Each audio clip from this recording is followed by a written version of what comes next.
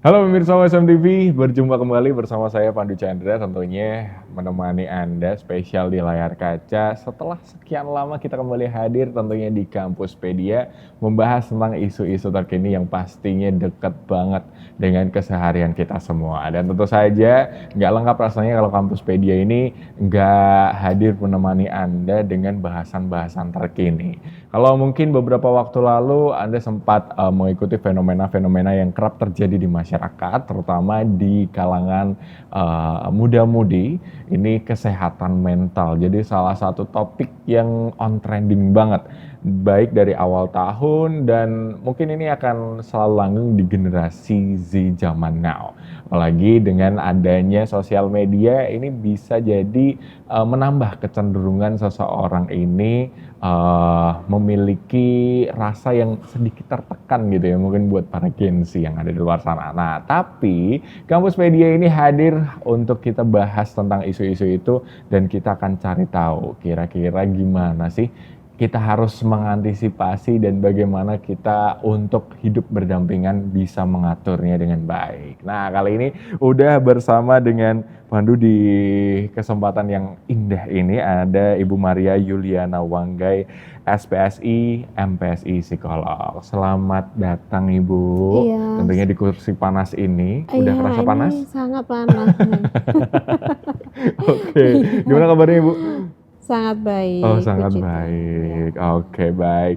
Nah, ini kita kembali lagi dengan obrolan seputar dunia-dunia psikologi. Nah, seperti tadi udah dijelaskan ya bahwa Ibu ini punya titel di belakangnya psikolog. Nah, pas banget nih kalau obrolan kita tentang kesehatan mental. Karena kali ini kita akan mengulas kesehatan mental di kalangan mahasiswa. Apalagi di kawasan Universitas Semarang ini banyak sekali mahasiswa. Nah, langsung aja kita tanya-tanya. Nah, ini Ibu ini kan sebagai seorang akademisi dan juga psikolog.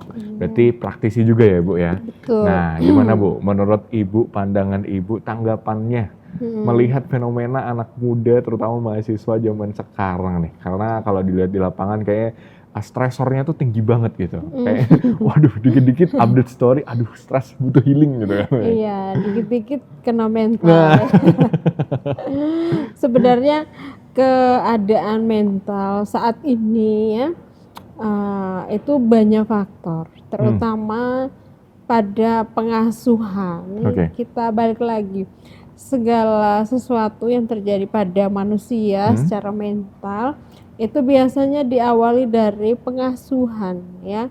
Berarti pola asuh yang ada Oke. di rumah, bagaimana orang tua itu mengajarkan, mendidik anak supaya kuat secara mental. Kuat secara mental itu artinya mereka mampu menghadapi berbagai tantangan, terutama tantangan dalam hidup bermasyarakat. Oke. Hidup bermasyarakat itu mulai dari mereka sekolah, kemudian berteman, sosialisasi dengan teman sebaya, itu kan ada pengaruh-pengaruh yang terjadi begitu. Kalau pada mahasiswa sebenarnya banyak ya, kalau mahasiswa itu terutama mahasiswa yang mungkin mereka bekerja sambil kuliah gitu. Kalau kerja sambil kuliah kan berarti mereka harus kerja dulu dari pagi sampai sore, kemudian sore lanjut kuliah lagi. Banyak ya, banyak tekanan, ya banyak yang harus diselesaikan, sehingga itu berpengaruh terhadap kesehatan mental. Mungkin saya balik dulu, kesehatan mental itu apa? Ya, kesehatan mental itu kan kesejahteraan seseorang ya secara mental untuk bisa beradaptasi dengan lingkungan, menyelesaikan masalah, berfungsi dalam masyarakat dan mampu belajar, mampu bekerja gitu. Kalau orang yang sehat secara mental, sejahtera secara mental, mereka itu dapat berfungsi dengan baik di dalam masyarakat. Misalnya kalau kerja, mereka kerja dengan bahagia, kerja dengan oke. Kalau sekolah ya, kalau di sekolah mereka bisa belajar, bisa konsentrasi, ya bisa bikin tugas dengan baik, bisa bersosialisasi dengan teman sebaya. Mahasiswa di kampus ketika kuliah konsentrasi dalam perkuliahan ya, mengerjakan tugas dengan baik. Itu orang yang sehat secara mental. Tapi kalau orang yang banyak emosi-emosian ditekan, nah, ini biasanya kurang konsentrasi dalam belajar, prestasinya kurang, tidak bisa bikin tugas dengan baik, ya nilainya kurang, kemudian tidak bisa mendengarkan ketika ada penyampaian materi, jadi pikirannya itu jalan-jalan ke pasar Johar, ke mall, gitu. Ya. Berarti emang banyak sekali pengaruh-pengaruh yang ditimbulkan dari seseorang ini, apalagi kalau mahasiswa ini dalam artian tadi yang sudah dijelaskan bahwa ada kegiatan-kegiatan lain seperti bekerja dan lain sebagainya gitu. Nah, sebenarnya kalau di mahasiswa sendiri, Bu, kan biasanya sering kita lihat bersama bahwa biasanya identik mahasiswa tuh belajar, terus tugas, ini dan itu gitu kan, sebelum nanti masuk ke dunia kerja yang lebih lagi nih tantangannya. Nah, kira-kira kalau di mahasiswa sendiri, terutama yang tadi bekerja dan punya kegiatan lain di luar, kira-kira stresor yang ditimbulkan ini seperti apa sih yang bisa diamati mungkin buat orang awam? Stresor itu kan stres ya, stresor itu berarti penyebabnya. Kalau stres itu biasanya datang karena tekanan, jadi ada harapan-harapan yang tidak tercapai. Sama kayak memiliki dia. Iya, betul. Tidak memiliki stres. Begitu ya. Biasanya stres yang terjadi pada mahasiswa yang antara mahasiswa yang bekerja dan tidak bekerja, artinya di kelas reguler pagi dan sore itu pasti berbeda. Ya kalau kelas pagi ya mungkin mereka stres karena banyak tugas saja nih kan, harus selesai tepat waktu, atau mungkin ada masalah dengan pacar. Biasanya ini saya berbicara baik kasus ya yang pernah kita bantu untuk tangani, itu masalah-masalah yang terjadi pada mahasiswa menyebabkan stres itu biasanya dari keluarga. Jadi ada yang keluarganya broken home, hubungan tidak broken home tapi hubungan kurang baik dengan orang tua, masalah siblings ya, siblings itu masalah kakak dan adik ya. Itu yang terjadi sehingga berpengaruh terhadap proses belajar mereka gitu. Nah itu yang kelas pagi rata-rata ya. Kalau kelas sore beda lagi, kelas sore itu ada yang masalah dengan suami ya, karena ada yang sudah menikah juga, ada yang masalah di tempat kerja dengan bos, mereka tidak bisa bikin tugas, jadwal kuliah, ada yang masalah ekonomi paling banyak ya kan, karena kelas sore kita tahu ya mereka kerjanya bidangnya macam-macam ya. Ada yang ada yang kurang jadi masalah ekonomi itu mungkin menjadi pemicu stres gitu. Nah biasanya kalau di mahasiswa sendiri ketika mengalami stres gitu ya, stres yang mungkin disebabkan dari banyak pihak, apakah itu langsung berimbas pada performance atau gimana? Iya, biasa kalau kita semua pasti pernah stres ya. Kecuali depresi. Nah, depresi itu beda lagi. Kalau saya kita semuanya pernah stres. Misalnya saya dikasih tugas banyak, sekarang harus menyusun nilai, menyusun laporan, bla bla kan stres. Aduh, ini belum kan stres. Itu biasa. Yang penting kita bisa bangkit kembali untuk menyelesaikan itu semua. Tapi kalau kita terlalu lama stres, nah bisa menuju ke depresi. Depresi itu banyak emosi yang ditekan gitu ya. Begitu. Nggak jadi keluar. Iya, jadi dia seseorang tuh bingung kira-kira emosi saat ini tuh apa, menimbulkan itu depresi ya. Kalau depresi itu sudah tingkat akut gitu ya. Jadi butuh bantuan untuk apa ya, mengurangi depresinya tersebut. Tadi pertanyaannya apa, saya lupa. Kira-kira itu berdampak langsung nggak dengan performance? Iya, sudah pasti, karena ketika seorang stres dia tidak bisa berpikir secara secara logis, secara rasional, sehingga sulit untuk tadi ya, untuk belajar atau bekerja atau bahkan dalam relasi sosial. Misalnya kita lagi berkumpul teman-teman heboh cerita, ternyata dia saja karena dia berpikir saya mau menyelesaikan bagaimana, bingung gitu. Biasanya apa yang dibutuhkan support system. Wah ini nih Ya. waktunya support system. Tapi ditahan dulu Bu. Iya, Nanti oke. kita akan cari tahu support system seperti apa yang dibutuhkan. Apakah keluarga? Apakah ayang mungkin? Nah, apakah teman-teman yang lain? Nah ini banyak sekali support system yang nanti akan dibahas. Yang jelas bagi Anda pemirsa jangan kemana-mana. Tetap bersama kami tentunya di Kampuspedia.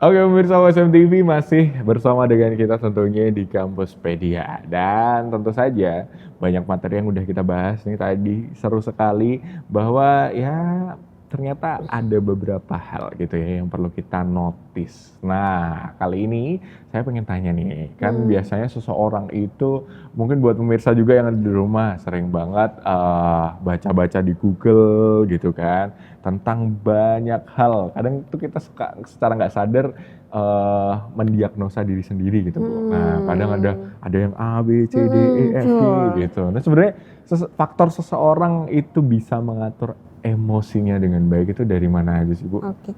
Jadi tadi ya saya ambil sedikit pembahasan sudah disampaikan, ada self diagnosis ya. Itu kan. Sebenarnya ada asesmen yang harus dilakukan sebelum kita itu melakukan diagnosa secara klinis ya. Jadi ada tahapan-tahapan, ada misalnya ada observasi, wawancara, kemudian ada tes-tes psikologi, baru kita bisa membuat diagnosis. Bukan tiba-tiba kita baca hanya saya ini saya ini Baca di mengalami Google gitu ya, bipolar.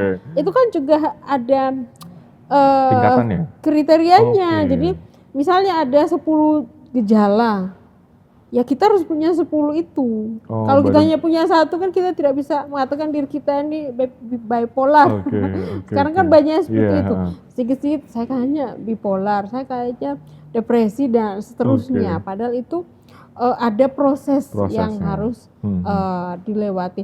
Nah tadi pertanyaan bagaimana kita bisa membentuk emosi itu terbentuknya dari mana? Emosi itu kan banyak ya, ada emosi itu ada sedih, marah, senang, bahagia, malu, itu adalah bagian dari emosi gitu.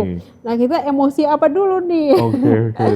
Mungkin lebih ke mengelola emosi. Mengelola emosi itu artinya bagaimana kita bisa mengatasi emosi-emosi yang ada dalam diri kita. Yang pasti kalau namanya mengelola itu artinya emosi secara negatif. Misalnya ketika kita marah dengan seseorang, bagaimana caranya supaya rasa marah itu tidak dimunculkan dalam perilaku yang negatif. Jadi kita harus mengelola, ketika saya marah, saya harus memilih kata-kata yang tepat supaya orang tersebut juga kita tetap menjaga perasaan orang tersebut ketika marah. Jadi kita ada namanya perilaku asertif. Nah, ada orang yang bisa asertif, ada yang agresif, ada yang apatis, bukan apatis, ada yang pasif gitu. Jadi kita disarankan untuk bisa berperilaku secara asertif. Asertif itu salah satu di dalamnya bagaimana kita bisa mengelola emosi kita dengan baik, kemudian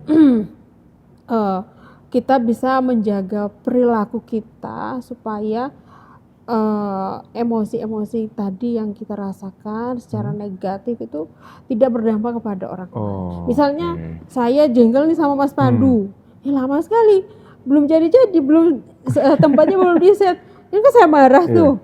Ya saya kesini tidak mungkin saya langsung marah menggunakan kata-kata, tidak mungkin. Jadi saya mengelola, harus tenang, harus sabar, harus bisa berpikir secara baik. Ya akhirnya perilaku yang saya munculkan ya saya tidak marah karena saya mengelola itu dengan emosinya baik. dengan baik. Memang untuk mengelola emosi dengan baik itu butuh kedewasaan, usia juga mempengaruhi. Terus bagaimana orang itu dibentuk dalam keluarganya. Misalnya seorang anak yang dia melihat di rumah ibu bapaknya kalau lagi bertengkar tuh emosinya meledak-ledak dengan cara mengeluarkan kata-kata Oke. kasar, memukul dan lain sebagainya. Itu akan ditiru karena anak itu punya pemikiran bahwa cara menyalurkan emosi seperti itu karena ada role modelnya di rumah. Oh. Jadi dia bawa itu ke lingkungan pertemanan, lingkungan masyarakat, dunia kerja, Oke. seperti itu. Karena memang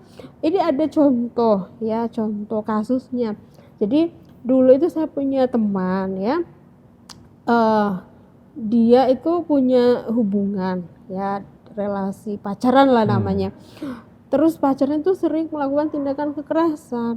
Nah, jadi kalau marah itu Menggebu-gebu KDRT gitu. lah, Oke. KDRT, tapi masih pacaran Oke. sudah KDRT. Wah, ini bingung juga nih. Nah, itu setelah dicari tahu ternyata ada sejarahnya atau ada latar Oke. belakangnya karena dari keluarganya begitu. Ah, Nah, gitu. Jadi I dia see. melihat ada contoh. Nah, karena ketika orang berperilaku agresif itu kan juga berkaitan dengan moralnya dia. Moral itu kan sesuatu yang diajarkan kepada anak-anak, bukan by genetik dia itu sudah memahami. Punya moral gitu ya. Itu kan kita mengajarkan pada anak sejak kapan?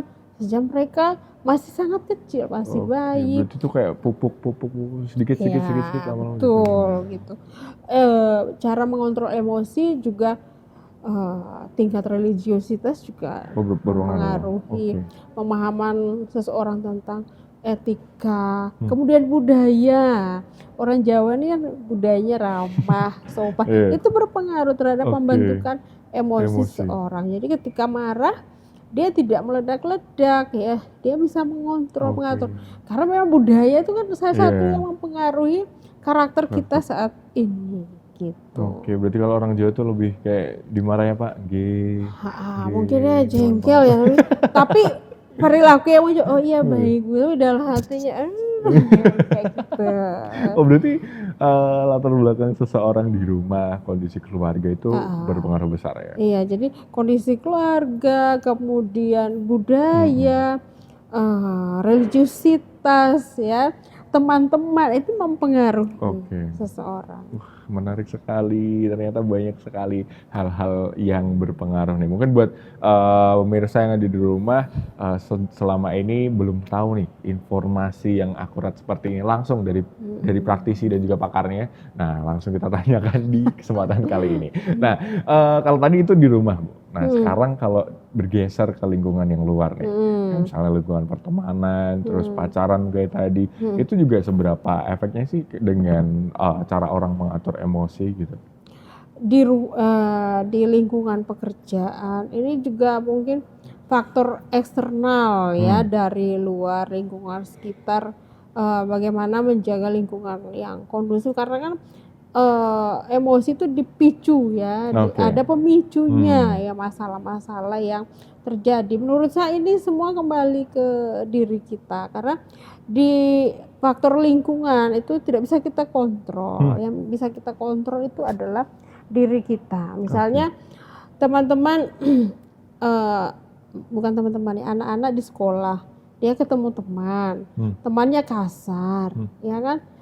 Ada faktor yang pengaruh kenapa dia kasar, kembali lagi rubahnya. Jadi semua orang punya latar belakang yang beda-beda. Nah, kembali lagi kepada diri kita sendiri. Nah, begitu bagaimana mengelola emosi kita sehingga tidak terpengaruh dengan lingkungan yang ada. Tapi kalau kita bicara anak remaja, ini kan tidak stabil ya secara emosi. Jadi mereka masih naik turun ya, mengikuti teman, kemudian konformitas teman sebayanya tinggi. Jadi memang tidak stabil secara emosi karena mereka mencari kira-kira dirinya itu seperti apa atau identitas diri seperti itu. Masih mencari identitas dirinya. Tapi kalau mahasiswa ini kan pribadi yang sudah dewasa. Nah, sudah dewasa harusnya bisa mengelola emosi. Tapi saya lihat teman-teman di USM rata-rata ya, teman-teman mahasiswa secara perilaku baik,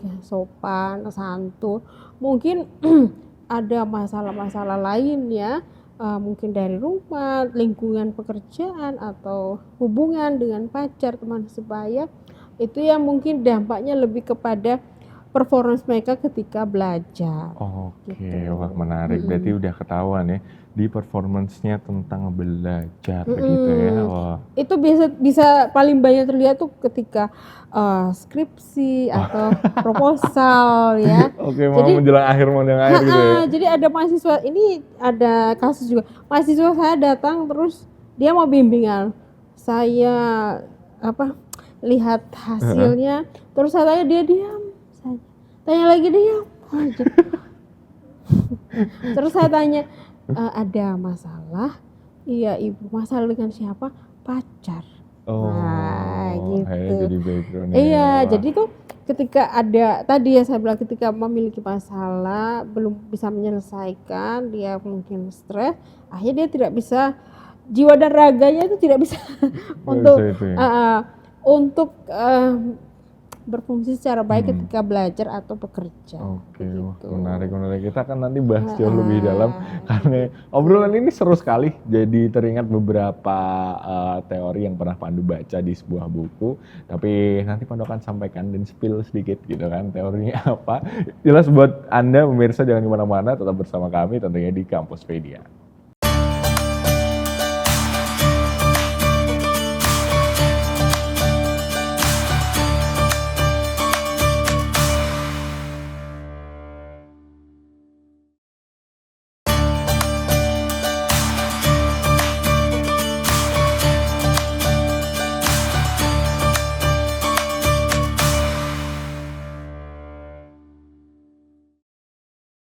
Baik pemirsa WSM TV, masih bersama dengan Pandu Chandra, tentunya menemani Anda di Kampuspedia. Tadi udah sedikit banyak disampaikan oleh Bu Maria, ini luar biasa banget, ternyata ada banyak faktor model keluarga, terus lingkungan eksternal selain keluarga, kayak mungkin ada relasi pacaran, terus ada relasi pekerjaan gitu kan. Dan tadi sempat di-spill juga ada satu kalimat yang menarik, bahwa kita tuh belajar untuk mengendalikan apa yang bisa kita kendalikan, bukan yang tidak bisa kita kendalikan. Iya. Hal ini sama kayak satu buku yang pernah baca, itu ada namanya Filosofi Teras, sebuah filosofi di zaman dulu.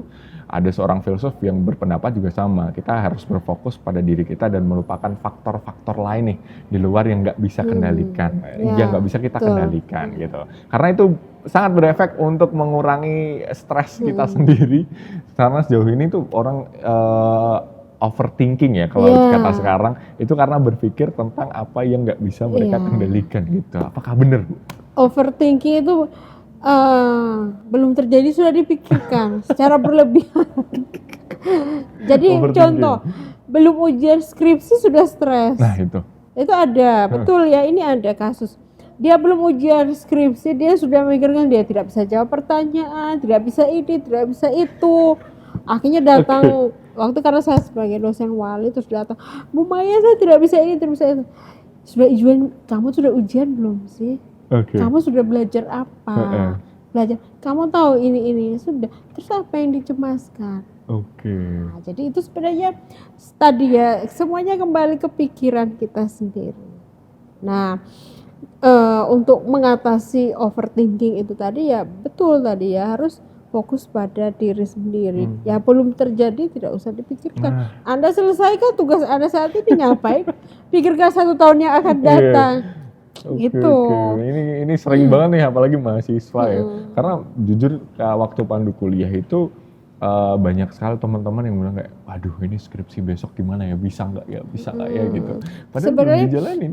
Itu cemas tuh biasa ya. Justru yang tidak biasa tuh mau ujian dia tidak cemas. Nah, itu aneh. Saya nggak cemas itu. Gitu. Jadi kalau mau ujian harus cemas. Memang secara emosi begitu. Karena kita akan menghadapi sebuah tantangan, kita akan mengikuti ujian, cemas itu biasa. Yang tidak biasa kalau over.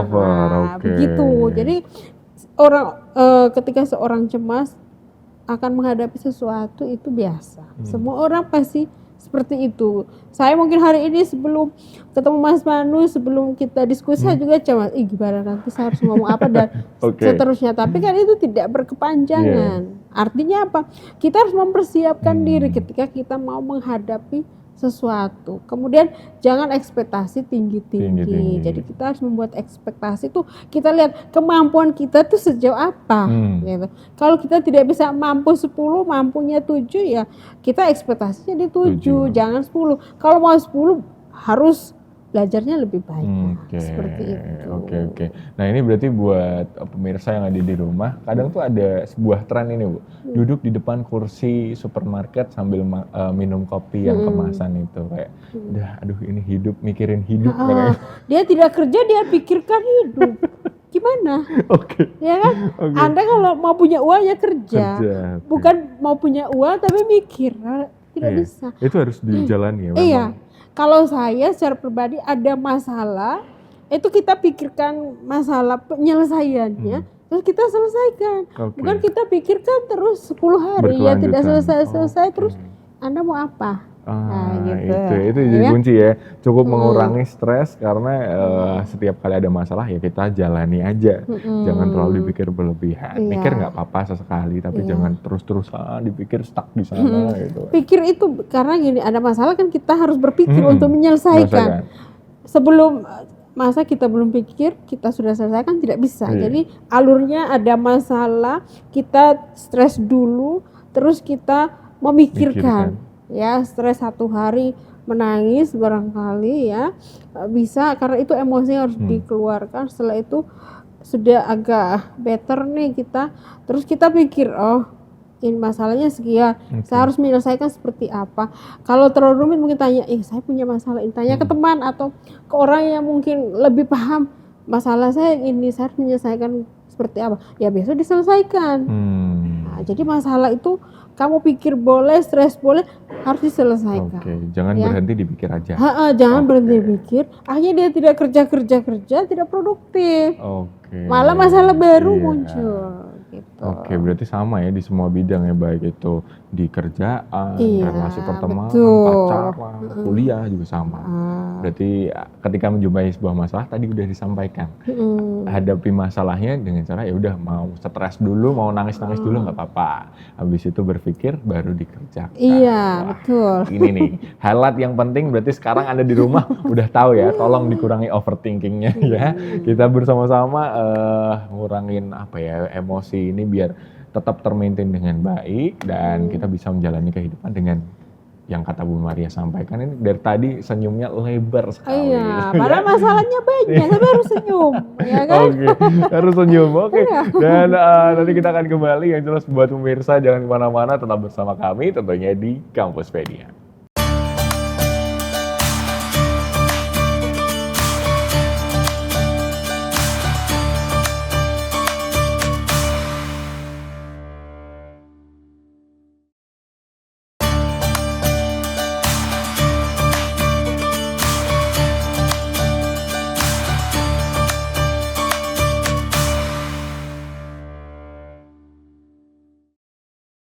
Yes, kembali lagi tentunya masih di Kampuspedia dengan bahasan kita tentang kesehatan mental pada mahasiswa. Tadi udah dijelaskan, ternyata banyak banget pemicu-pemicu seseorang ini menjadi stres atau mengalami stres. Terutama untuk mahasiswa yang mungkin ada pikiran-pikiran lain nih. Mulai dari tanggung jawab bekerja dan masih ada tanggung jawab di rumah atau mungkin di mana gitu kan. Sampai akhirnya membuat seseorang ini menjadi stres. Dan tadi Bu Maria juga udah sampaikan, ternyata ada beda nih. Mungkin buat pemirsa yang ada di rumah selama ini gampang banget menyebut depresi dan lain sebagainya, udah dijelaskan bahwa depresi ini jadi tingkat lanjut gitu ya dari seseorang yang kebingungan mengolah stresnya. Nah, dan ini perlu penanganan khusus dari profesional. Jadi untuk itu, karena udah tahu definisinya, ketika kita mengalami stres, udah cukup bilang stres aja ya Bu ya. Jangan sampai dipicu, wah ini depresi atau apa. Berharapnya kita semua tetap bisa memaintain atau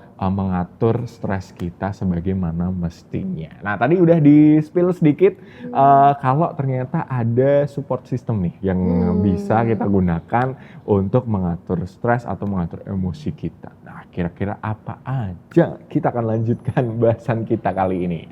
Nah, Bu, tadi kan udah disampaikan, di-spill sedikit kalau kita butuh support system. Sebenarnya seberapa penting nih orang itu punya support system? penting sekali. Penting sekali. Penting sekali support system itu, karena ketika kita punya orang-orang yang peduli, orang-orang yang mengerti kita, ya, kita akan terbantu secara mental untuk lebih baik lagi. Karena tentu saja kalau kita punya support system yang baik, kita bisa cerita, terus mereka bisa support kita dengan tulus tentunya. Harus dengan tulus, ya. Mau yang monokrom atau apa? Oh bukan ya, bukan nyanyi ya. Oke, terus? Kurang lebih begitu. Nah, support system itu siapa saja? Teman sebaya, bisa. Pacar, bisa. Pacar ini. Nah, ini pacar paling banyak, tapi yang penting pacarnya tidak toksik saja. Oh iya. Nah, itu jangan sampai masalahnya dari situ. Oke. Karena beberapa kasus juga seperti itu. Masalah malah dari pacarnya yang toksik membuat dia stres, kemudian tidak fokus kuliah karena banyak tuntutan. Iya betul. Sayang aku mau A, B, C, D. Tidak bisa. Iya, karena punya misalnya pacarnya satu kelas, jadi semua tugas disuruh pacarnya yang mengerjakan. Luar biasa ya. Kadang-kadang malah yang toksik dari perempuannya, bukan laki-lakinya. Jadi begitu ya. Oke. Jadi perempuannya banyak tuntut, pacarnya penurut dia, jadi ya stresnya dia. Pacarnya baik-baik saja. Gitu. Jadi cari support system yang betul mendukung. Jadi kalau kita punya teman ternyata dia tidak bisa mendukung, keluar dari lingkungan itu. Cari yang teman-teman yang benar-benar mereka mengerti kita. Bahasa sekarangnya sefrekuensi. Sefrekuensi ya. Kemudian mungkin dari orang tua. Tapi orang tua tadi kembali lagi saya bilang bahwa banyak masalah-masalah yang terjadi itu biasanya dari rumah. Dari keluarga. Jadi ini mau saya lihat ke sana ya, karena penekannya pada pola asuh. Nah, orang tua di rumah ini perlu, apalagi calon-calon orang tua ya, perlu belajar parenting. Karena penyebab masalah misal depresi, ada bipolar macam-macam, itu dasar utama dari keluarga. Jadi kalau rumah ya. Iya, jadi keluarganya tidak oke, anak itu masih tidak oke. Gitu. Wah, ini new knowledge nih. Jadi harus dari keluarga. Jadi pola asuhnya seperti apa, orang tuanya bagaimana. Jadi anak-anak yang baik itu biasanya orang tuanya oke dalam mendidik gitu. Tapi anak-anak yang masalah emosi, tidak bisa mengontrol, banyak tekanan, dasarnya dari rumah. Begitu. Kalau dari luar rumah itu mungkin ada, tapi persentasenya tidak setinggi dibanding dari rumah gitu. Begitu Mas. Jadi kalau dia punya teman di rumah tidak itu ini juga. Ya berarti gitu. Memang kalau dulu ada keluarga cemara tuh memang berarti impian banyak orang ya. Iya. Karena itu juga salah satu poin yang bisa menjadi penyusun orang itu bisa menjadi pribadi yang ke depannya. Wah menarik banget nih. Ternyata banyak sekali support system. Nah, terus ketika kita udah nih Bu punya support system, atau mungkin buat yang introvert itu kan jarang banget tuh punya teman. Kira-kira ada nggak sih cara lain selain punya support system atau punya hobi kayak atau? Introvert itu kan tidak berarti dia stres. Nah, introvert itu kan kepribadian, ya. Bukan berarti dia introvert, bukan berarti dia tidak sehat secara mental. Dia mungkin sehat secara mental, tapi memang dia punya kesenangan sendiri. Kan orang ekstrovert, introvert, ambivert. Saya ekstrovert kan belum tentu saya banyak tekanan, tidak kan? Iya kan? Iya betul. Setiap orang itu punya kemampuan untuk mengelola stres, ya. Jadi yang introvert atau ekstrovert atau ambivert tidak pasti mereka punya tekanan depresi, dan saya yakin kalau namanya stres semua kita mengalami, gitu ya. Mas Pandu pasti juga ada stresnya, saya juga lagi grogi. Semuanya di sini juga pasti ada, karena tiap hari tuh kita hidup ada masalah, betul kan? Tergantung kita mau menyelesaikannya bagaimana, tergantung kita mau melihat masalah itu dari posisi yang mana, positif atau negatif. Kalau kita lihat dari negatif, ini buat teman-teman semua yang di rumah ya, lihatlah masalah dari sisi yang positif. Kalau kita lihat masalah dari sisi negatif, masalahnya akan banyak terus. Tapi kalau kita melihat Masalahnya dari sisi yang positif, ya kita gampang mau menyelesaikan. Gampang. Gitu. Jadi harus melihat masalah itu dari hal yang positif, jangan yang negatif. Contoh misalnya saya mencontoh di sini, saya dikritik atasan. Nah, saya bagaimana nih kalau dikritik? Respon saya mau menerima atau marah, dua kan? Ya lebih baik saya pilih menerima dan introspeksi. Dikritik pasti ada salah dong. Tidak mungkin tidak ada salah. Kalau ada salah berarti saya memperbaiki. Kecuali saya tiba-tiba dimarah, saya harus bertanya alasannya apa. Jadi masalah itu pasti datang, tergantung kita mau melihatnya dari sisi yang mana. Begitu. Supaya tidak tertumpuk ya, tidak banyak emosi negatif, harus lihat dari hal yang positif. Karena semuanya itu berawal dari apa yang kita pikirkan. Jadi ketika kita memikirkan itu baik, kita akan melakukan hal yang baik. Kalau kita pikir, bosnya suka marah-marah, itu dia orang jahat, ya besok kita respon ke dia juga mungkin ketemu tidak disapa, ditegur. Begitupun dengan teman-teman mahasiswa ketika di kampus, di tempat kerja. Ini kan ada masalah-masalah, mereka juga harus melihatnya dari sisi yang positif. Kalau dari saya sarannya dari positif. Misalnya di kampus pasti ketemu dosen, ini ada yang baik, ada yang sulit, ada yang suka-sukanya kan banyak tuh. Ada yang suka marah-marah. Ya. Nah, kembali lagi ke mahasiswanya. Dia mau melihat itu dari sisi yang mana gitu. Kalau dia merasa saya butuh belajar, saya butuh kuliah, saya butuh ilmu, saya harus punya perilaku yang baik, ya dia harus mengikuti semua aturan. Berarti itu ini ya Bu, saling menggunakan persepsi positif dalam menghadapi. Ini berarti untuk semua individu. Iya, kalau saya harus. Karena kalau kita tidak punya pemikiran yang positif, yang baik, ya itu berdampak kepada diri kita sendiri. Bagaimana cara kita mengatasi masalah yang datang. Karena setiap hari itu kita ketemu masalah. Lapar itu masalah, ya kan? Berarti itu bisa dibilang kalau ada masalah kita tantangin aja. Kalau ada masalah kita cari cara menyelesaikan. Ya. Kalau ada masalah dicari jalan keluar, bukan dilupakan. Nah, masalah itu tidak boleh dilupakan. Kalau kita melupakan masalah, ketika ada masalah itu ada emosi. Ketika kita melupakan, emosi itu tidak hilang. Dia ini mengendap. Dia mengendap banyak, kita bingung. Ya, makanya sampai depresi. I see. Ternyata banyak sekali ya proses tahapannya dan itu luar biasa banget, sebuah knowledge baru mungkin buat pemirsa. Nggak perlu belajar psikologi 4 tahun gitu kan. Ini bisa langsung ikutin Kampuspedia karena isu-isu mental ini bakal jadi satu topik yang juga akan kita bahas secara kontinu juga nih pemirsa. Nah, ini kan udah mau masuk ending di program nih Bu. Kira-kira ada nggak sih pesan mungkin buat pemirsa yang ada di rumah dalam mengelola stres atau mungkin mengontrol diri nih? Silahkan. Ini pesan karena temanya kesehatan mental pada mahasiswa. Mungkin untuk teman-teman mahasiswa, kalau menurut saya secara pribadi, teman-teman pasti punya tujuan. Nah, tujuan itu yang dikejar. Kalau teman-teman punya masalah banyak, teman-teman ingat tujuannya apa.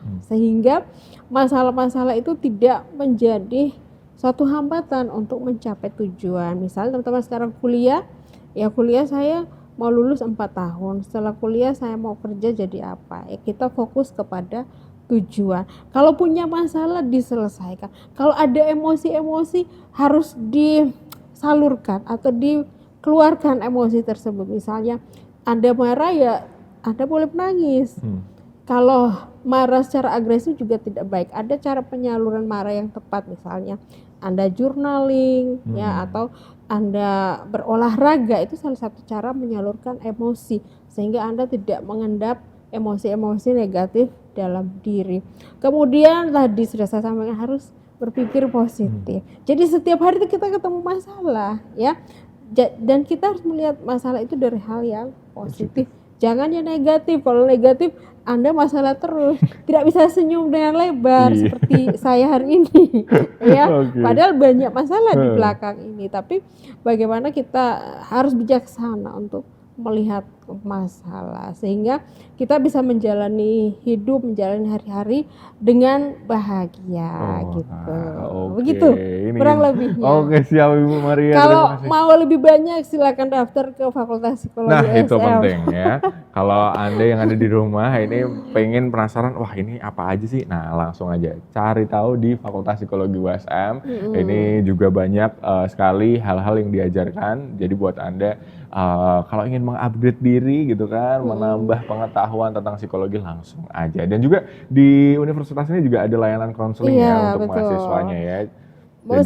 Selain layanan konseling mahasiswa, kita ada layanan konseling untuk masalah terkait dengan perundungan atau Oke. bullying itu sudah ada Sudah juga. ada ya. Jadi kalau teman-teman mungkin di USM ya mahasiswa barangkali yang ada masalah terkait perundungan atau trauma karena perundungan, boleh mendaftar juga, ada bisa ke lantai 5 menara. Oke, Ruang siap. bimbingan dan konseling. Nah itu gitu. langsung aja ini buat pemirsa yang mungkin punya saudara yang ada di USM, ini boleh nanti diarahkan juga ke menara lantai 5 langsung untuk konseling. Langsung Iya. Ibu, ini tanpa pungutan ya?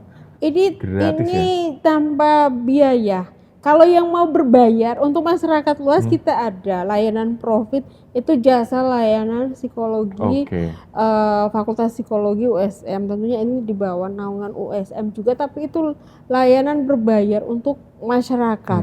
Jadi masyarakat yang misalnya ada masalah pengen konseling bisa mendaftar ya Oke. ke nomor saya. Oke. Nanti kalau misalnya bingung sama Bu Maria di mana, langsung cari Fakultas Psikologi Fakultas USM. Psikologi Pasti USM. ada, ketemu pasti pokoknya.